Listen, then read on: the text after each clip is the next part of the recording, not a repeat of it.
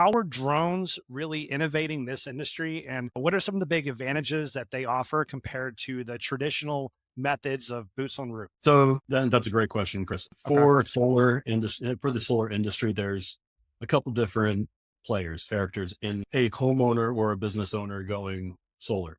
There's the initial contact with your solar sales person. There's the EPCs, the solar installers. Your EPC is your engineering procurement contractors. And then you have asset owners for large scale commercial buildings and utility scale solar plants, massive fields of solar. And then you have OEM and solar maintenance down the road. So how are drones revolutionizing each part of that industry? Very effectively. And the biggest thing is by providing more efficiency, more accuracy, and getting the job done faster. For example, in the solar sales side of things, old school way was a thumb on it.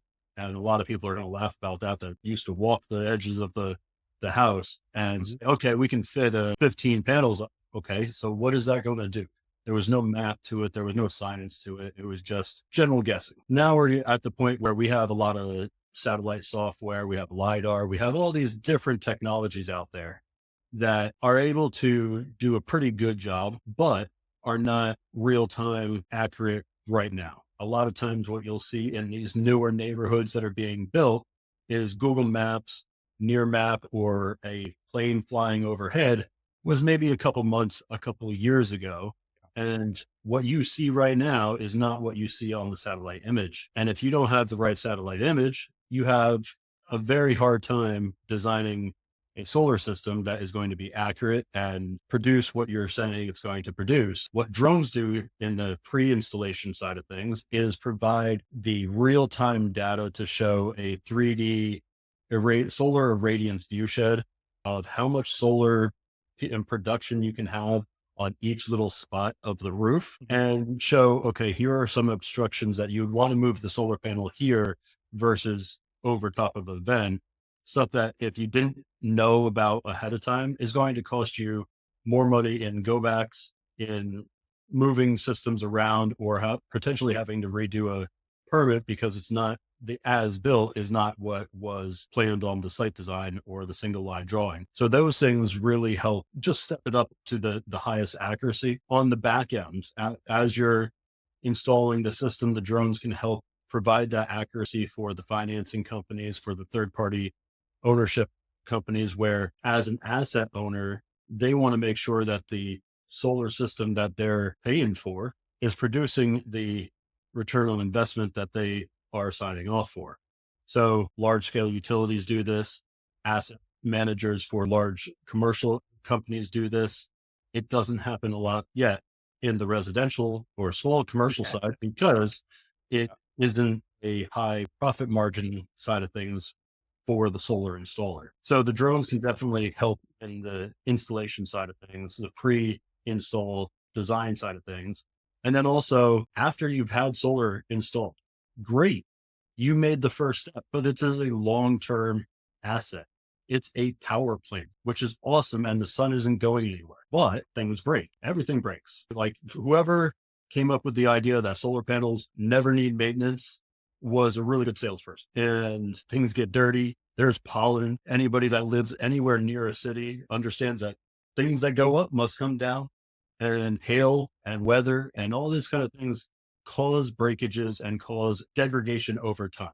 So your production from the solar system gets less and less. If it is not proactively monitored, which a lot of times for homeowners is left to you as the homeowner to watch your app and see, oh, I'm making XYZ as far as production. And sometimes the only way they see that is by 3 or 4 months of their utility bill being higher than they expect. And then they go, what's going on? And now they find out that they have a lower production throughout the summer.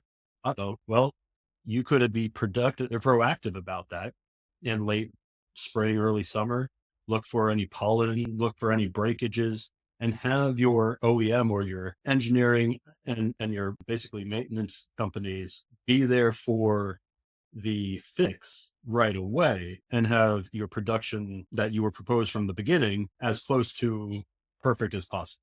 So does that kind of answer all those little ways that solar or that drones can be helpful in the Yeah, solar industry? no. So basically, what it's telling me is that drones are essentially useless in this industry. That's basically what I'm hearing. Right, right. Yeah, And yeah, of course. basically with the thermal drones, you Mhm. can see all of those imperfections. You can see it with solar panels and scanning them with a thermal drone along with the RGB or visual camera next to it. You can see inefficiencies with cells, with whole strings, with wiring down to the diodes. But then also you can see, okay, if this is an issue or a thermal difference, the RGB or the visual side can confirm, okay, this is shading from a tree or this is a breakage from hail damage. So the drones basically make that process Yeah. what would be handheld and take months, weeks to months of labor, take minutes Yeah. and be much more accurate. No, it's quite phenomenal. I know you and I have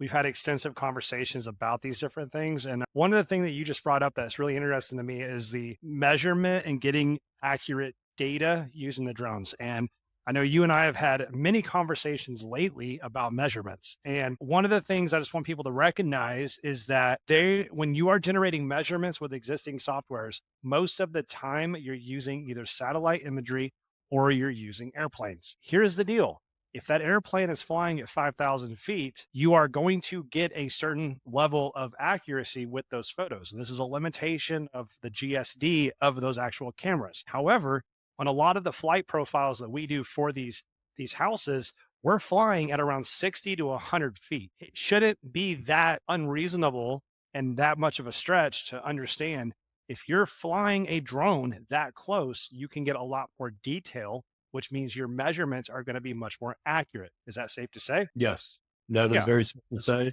The other factor there is when, the time frame. When Yeah. was that plane flying over your house? Because it's Hmm. not now. Whereas the Exactly. drone, it's now. So Yep. what it Yeah. is right now is the best time to see what you're going to have as far as production. Yeah. No, exactly. I keep going back to the roofing side, but like we see this all the time, and a lot of contractors will complain because they're missing slopes or they're missing easements or they're missing like things of that capacity. It's because from that altitude, those cameras are unable to catch certain things, and so it basically gets removed entirely from those houses. So you're going to have a lot more accurate measurements if you can get better photos. And then also, I know in our shop profile, I think we do 200 to 300 photos of that roof in every different direction to generate those models. So you're going to have a lot more data that goes into the model generation, which means ultimately it's more accurate. So yeah, I mean, there's so much stuff you can do here. And you brought up the thermal, checking the thermal side of it to make sure all the diodes and things are actually working correctly. Gosh, it's wild to me all the potential that drones can bring in.